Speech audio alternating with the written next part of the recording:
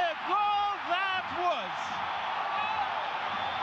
Absolute mayhem in the stadium here. Absolute bliss red on everybody's face. That was as cool as you like.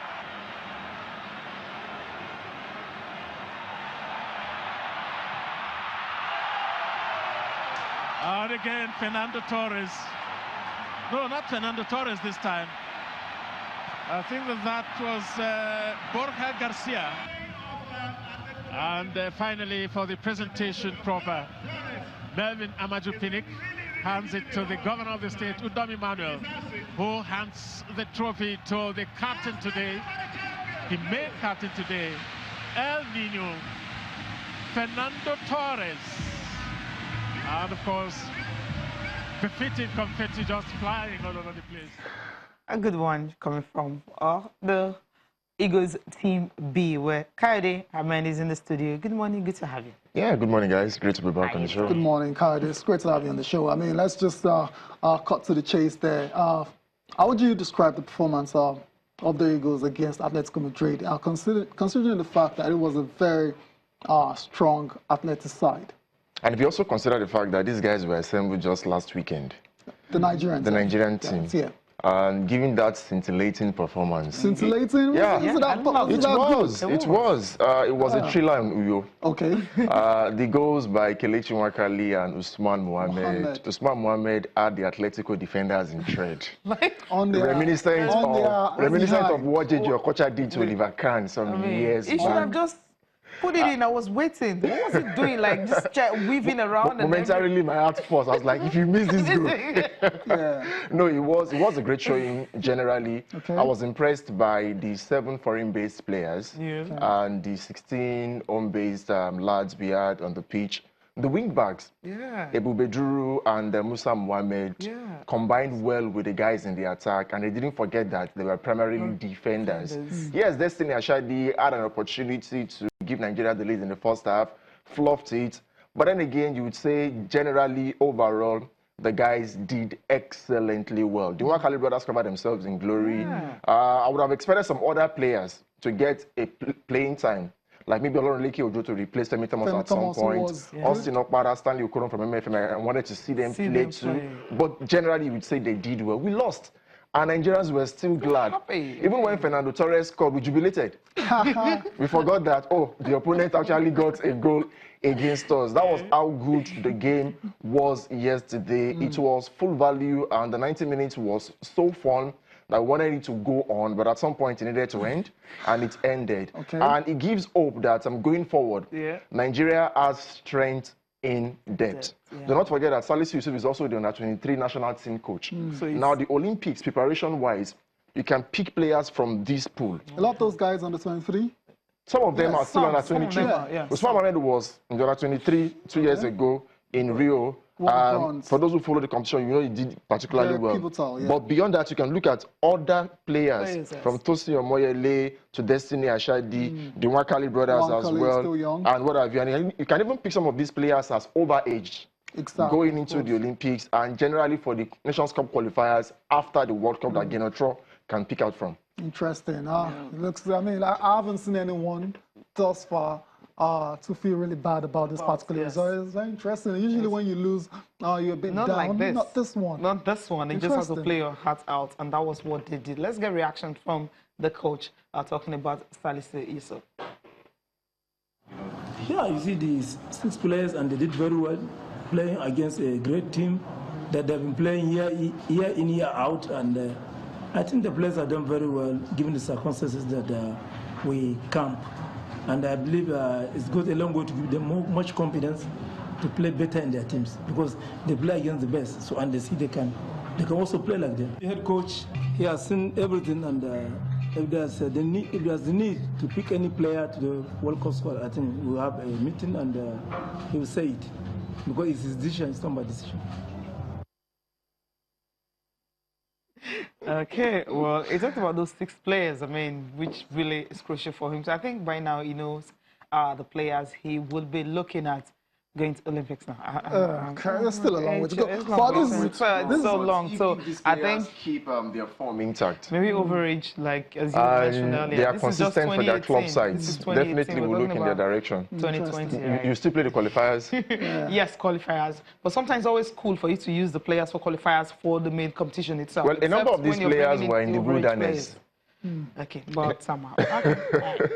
Interesting. So that's it for the Super Eagles Team B. A lot of those guys will be hoping to step into the main team, and that's where we'll go next now. The Super Eagles of Nigeria, they are in camp already, getting ready for that match against DR Congo, the Leopards of Congo, on the 28th of May. And before we came on in the studio, we have 17 players in camp. And we're just going to run through those that have arrived for a moment. Ikechukwu Ezenwa is in camp already. Daniel Akpoye, Francis Zoho, Dele Ajiboye. So all the goalkeepers are in camp. So I imagine the goalkeeping crew, they're very delighted to have all the full complement of their squad in camp. And early as well too. You have William Trust Ekong is in camp as well too. Ola Ino, Eldison Echejele, Tyrone Eboye, Steveneze, Junior Lokosa, Ogenyi Onaze, the vice captain of the team, Kenneth Omero, Wilfred Ndidi. You also have Kelechi Yana Cho, Alex Iwobi, Chidozie Wazin, and Ogene Karu Etebo. More players are expected later on today. And full training will commence. And Kayode will come to you with this one now. DR Congo, they're a very decent side. They've got some really, really decent professionals coming in from Europe as well too. And you're expecting them to give the Eagles a good test? Yeah, certainly. I would like to likes of Yannick Bolazi and the Foreign Legion, because majority of their players coming to play Nigeria next week are based abroad.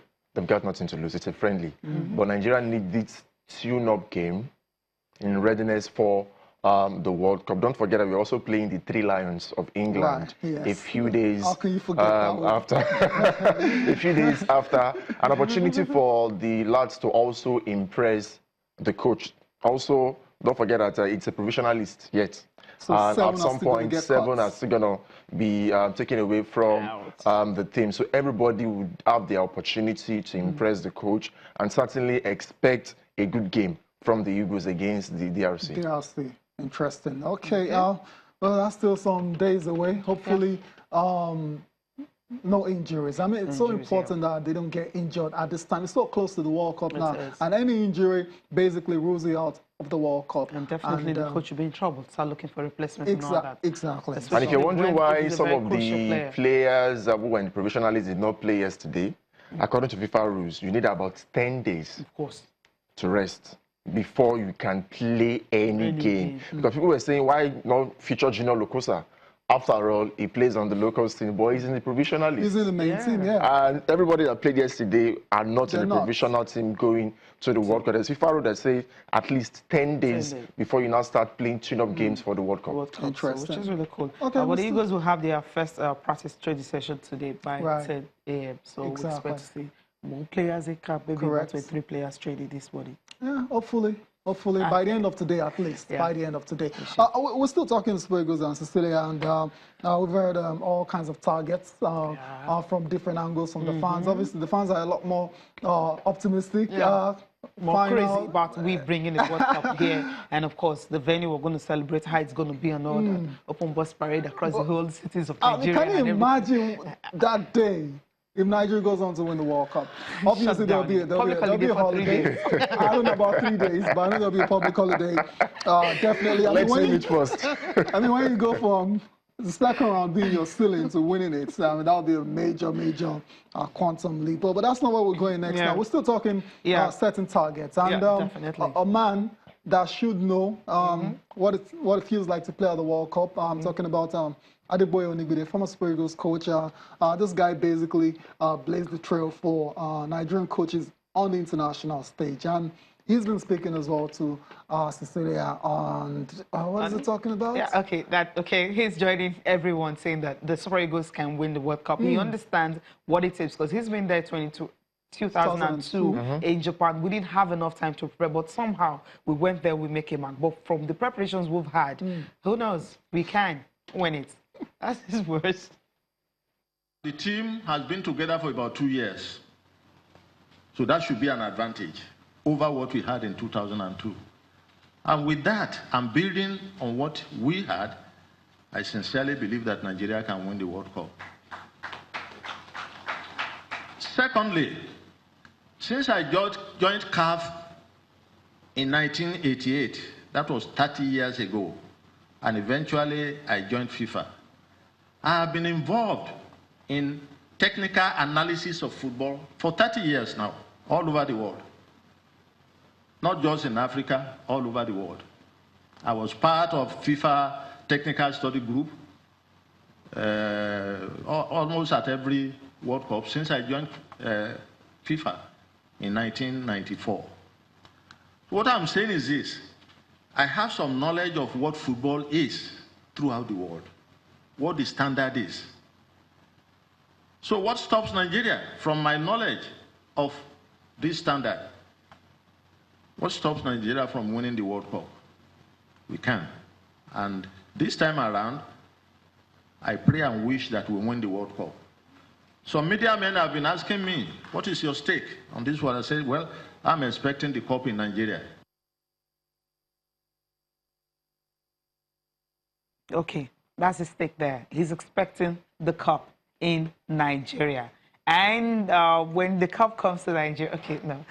Okay, you guys, I mean, okay, let me get reactions from Kayode now. I'm just being carried away. Just land, then we'll No, I'm not going to land. Okay. Kayode, I mean, It's a very, very patriotic statement to yes. make. Okay. And from an elder statesman. But objectively, if we get to the quarterfinal stage of the World Cup, wow. I'll be very, very impressed. Delighted. Anything after that, it's a bonus. It's a bonus. But Okay. when you have the likes of Germany, Brazil, Argentina, Spain, France, and picking Nigeria What if ahead they all of those crash out at the countries, group stage? Take a look at the group. well, that chance is Spain did it last very, time. Italy, very, remember? very slim.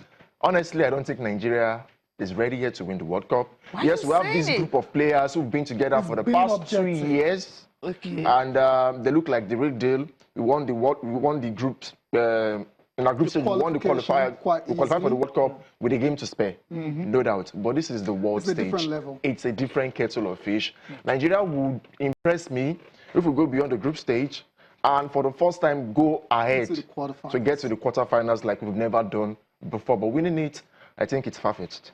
Far-fetched. That's the message coming from Kayode Ahmed this morning. I don't know if you guys feel Nigeria can win the World Cup. You can hit us up on channels_sports and let us know your views. Now, quickly, let's go to the camp of Argentina and give you updates from that camp. Not very good news.